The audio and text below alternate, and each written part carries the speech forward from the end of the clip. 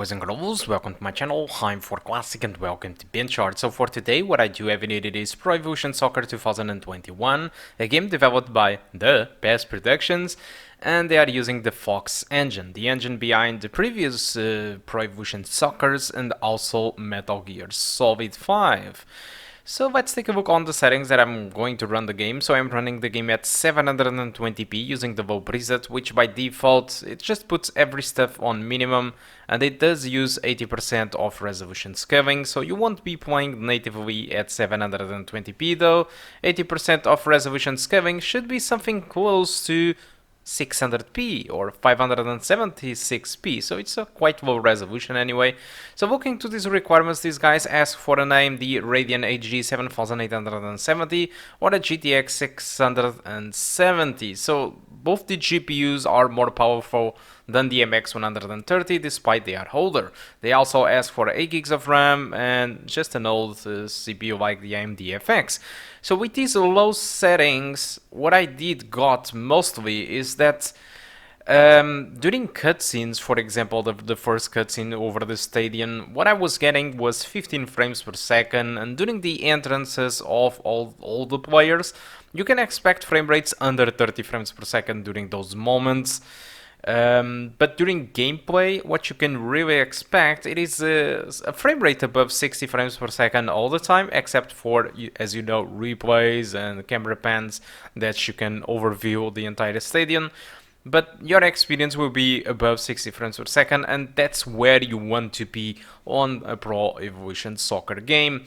But as soon as you ramp up to median settings, you can expect that those stadium overview cameras can drop as low as 11 frames per second, right? And during gameplay, your experience, it will be mostly between 45 to 60 frames per second. And despite it is playable, I always do prefer to play sports games like this one, like football, I mean, at 60 frames per second. Locked, so you have that ability by enabling VSync, but if you don't want to do it, I still do prefer to play at 60 frames per second no matter what. Alright, and despite that is a good difference in graphics between low to median, I still think that the low settings, it is way more smoother, and that's really the way you should play.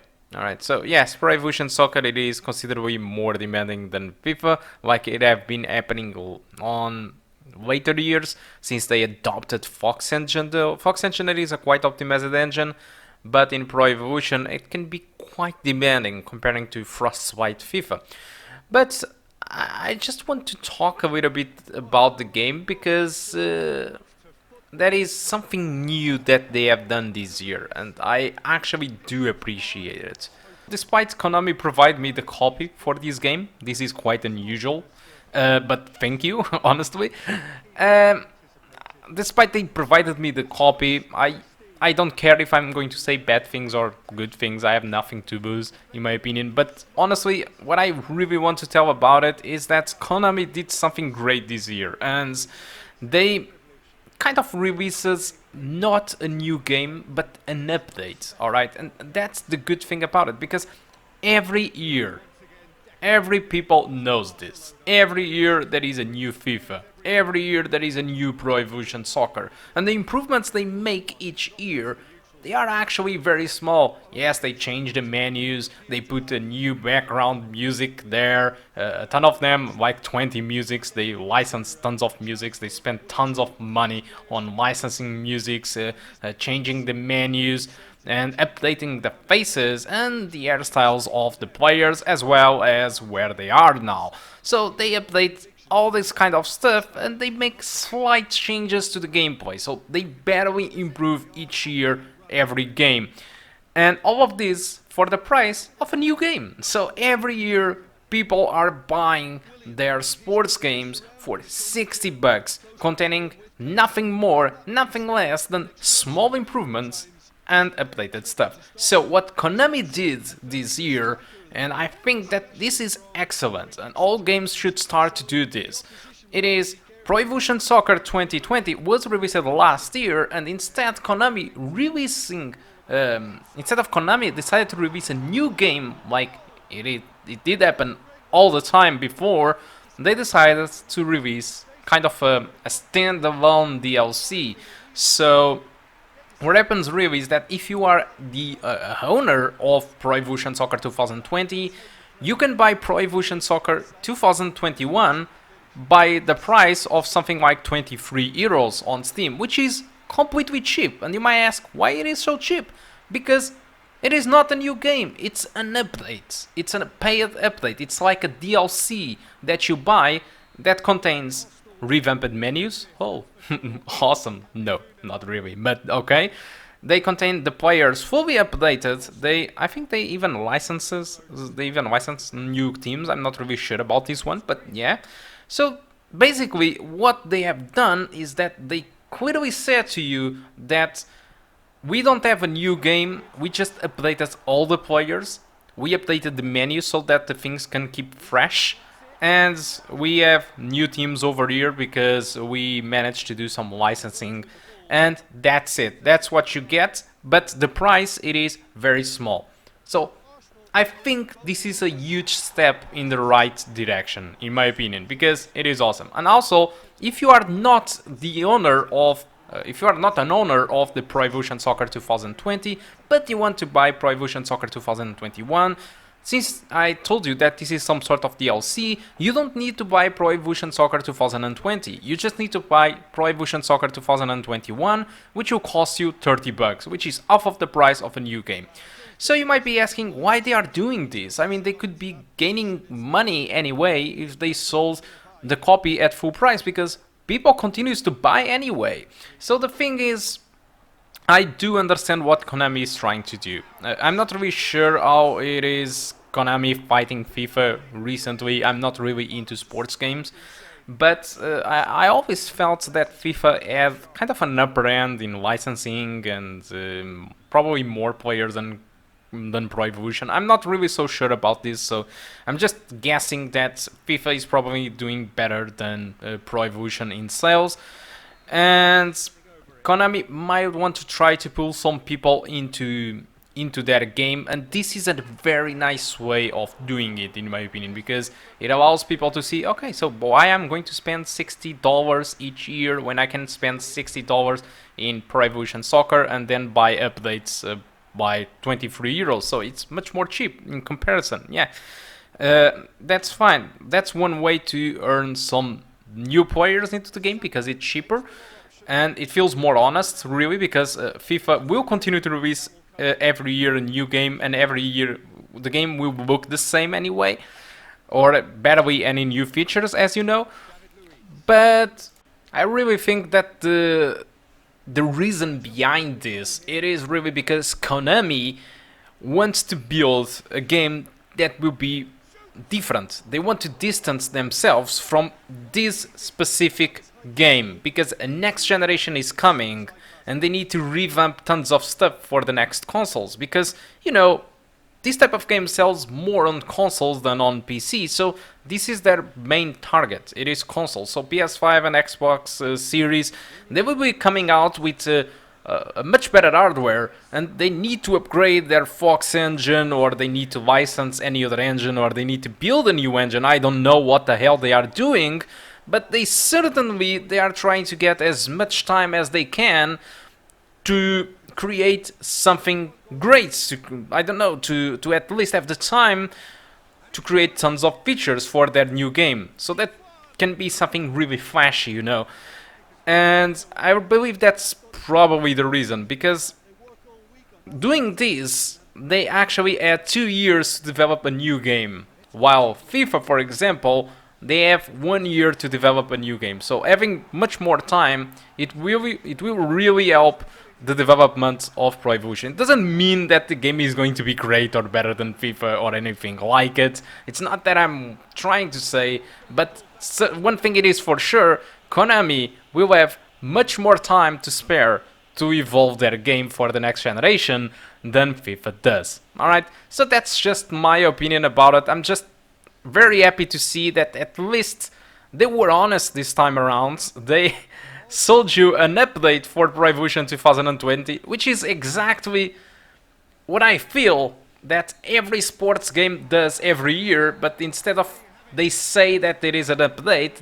It is a full new game for 60 bucks. So I'm very happy that Konami have done this. I'm not really sure if they are going to repeat this next year or not. I'm not really sure.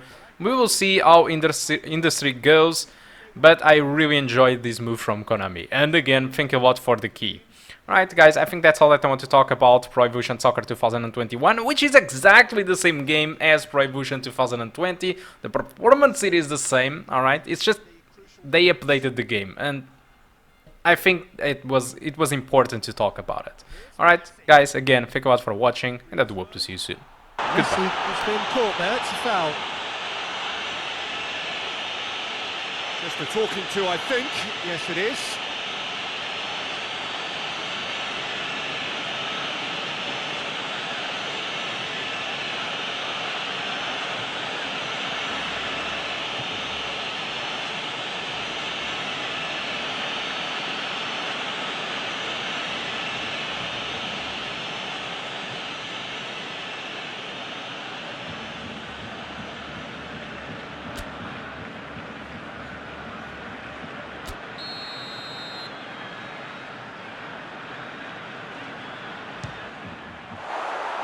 That was travelling.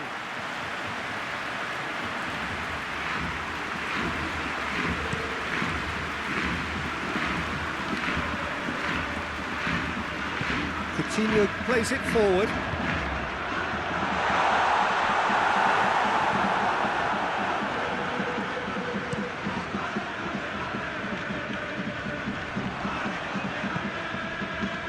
And here's Messi.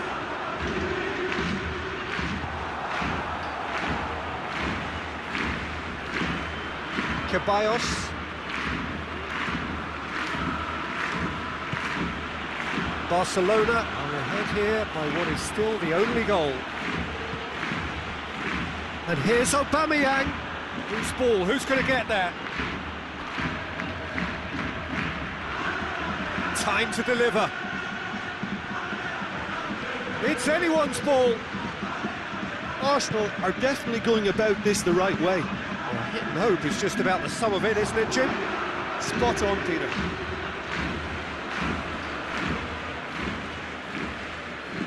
Saka drives it forward, cut out in the nick of time. Tries to get it forward quickly. Coutinho. That's great strength on the ball. Coutinho unable to make it happen for all his good intentions. Oh, good ball. Has a hit!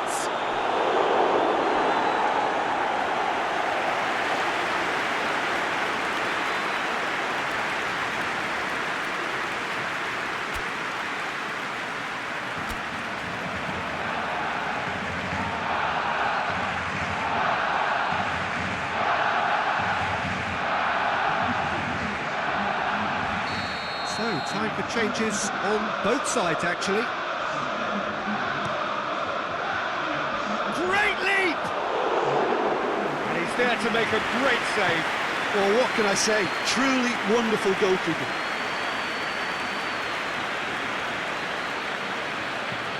Hoists it high. Goes for goal! And the ball's come out. Forward it goes. Philippe Coutinho.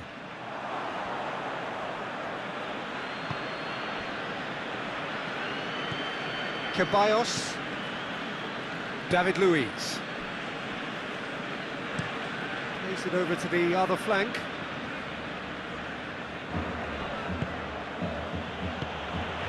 And it's Willian. Arsenal have a free kick. Now, this is interesting. He has already had his name taken once. The referee has resisted the temptation to go to his pocket. It's just a stern lecture. Well, he's asking for trouble, Peter, and with this urge to nibble away, I think the ref is spelling it out for him now.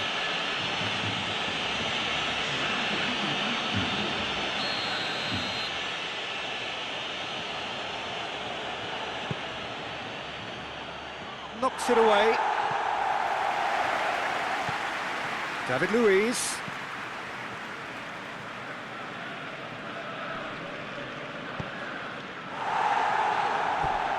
It's a throw.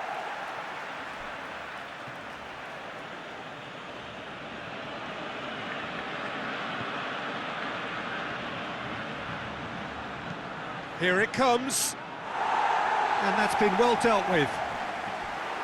Arsenal have a simple task to find something sustained now and keep the pressure on. That's a poor kick by the keeper, he's just given it straight back. What's up? He's gone for it! The assistant referee has his flag raised for offside. Arsenal need to give it everything they have, kitchen sink included.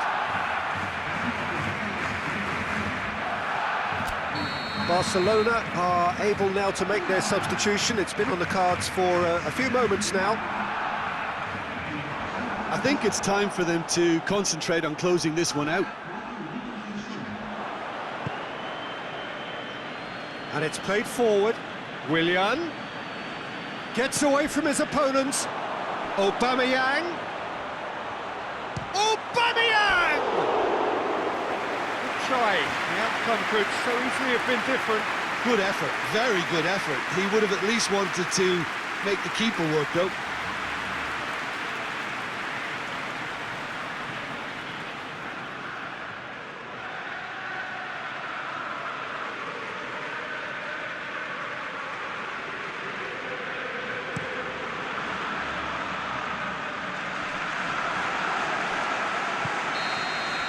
And that will be the final act. What a game. End to end, it flew by, and in the end, it all came down to just the odd goal. How do you look back on the game then, Jim? Well, Peter, I'm sure a more comfortable margin.